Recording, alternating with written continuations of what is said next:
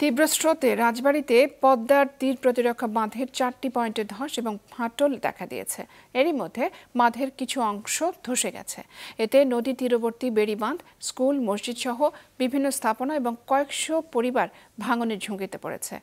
রাজবাড়ী প্রতিনিধি ইমরান হোসেন মনিমের তথ্য ও ছবি নিয়ে ডেস্ক রিপোর্ট।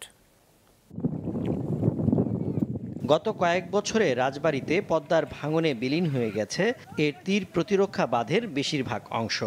গেল বর্ষায় পানি বাড়লে বাঁধের অন্তত 4 অংশে প্রায় 200 মিটারের বেশি এলাকার সিসি ব্লক ধসে যায়। পানি কমতে থাকায় সদর উপজেলার ওরাকান্দা ও লক্ষ্মীকুল এলাকা এবং 2টি সরকারি প্রাথমিক বিদ্যালয়ে ভাঙন দেখা দিয়েছে।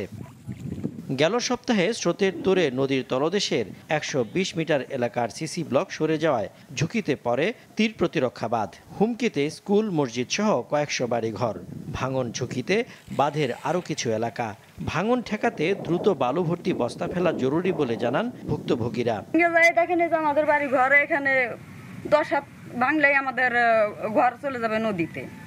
একবার ভাঙে চুরে গেছে, কিছুটা জমি আছে, এরপরে আছে। এখন এটুক চলে গেলে তো আমাদের থাকার জায়গায় নেই। 3 ভাঙা দিয়ে এখানে এসে বাস করছি, এখানে ভাঙে চুরে চলছে। এখানে কোন ভাবে আমরা থাকবো, কোন ভাবে ই করবো।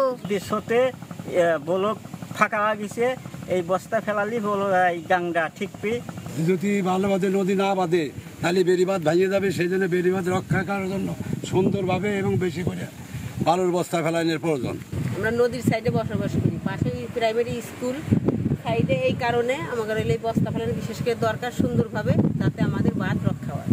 ঝুঁকিপূর্ণ স্থানগুলো চিহ্নিত করে কাজ বাস্তবায়নের জন্য সংশ্লিষ্ট দপ্তরে বাজেট বরাদ্দ চেয়ে চাহিদা পাঠানো হয়েছে বলে জানান পানি উন্নয়ন বোর্ডের প্রকৌশলী। আমরা ঝুঁকিপূর্ণ স্থানগুলো চিহ্নিত করে সেই অনুযায়ী কাজ বাস্তবায়নের জন্য বাজেট বরাদ্দ চেয়ে চাহিদা প্রেরণ করেছি। এই চাহিদার মধ্যে যেমন চরসিলিমপুর এলাকার আমাদের বাস্তবায়িত কাজের উজানের নদী তীরের জায়গাও আছে এবং প্রকল্পের অভ্যন্তরে যে সকল স্থানে ব্লকের ধসে যাওয়ার সম্ভাবনা আছে সে সকল অংশও অন্তর্ভুক্ত আছে।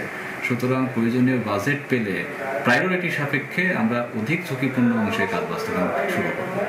রাজবাড়ী জেলা শহর রক্ষায় 2007 থেকে 2022 সাল পর্যন্ত কয়েকশো কোটি টাকা ব্যয়ে নির্মিত 7 কিলোমিটার দীর্ঘ তীর প্রতিরক্ষা বাঁধ তৈরি করে পানি উন্নয়ন বোর্ড।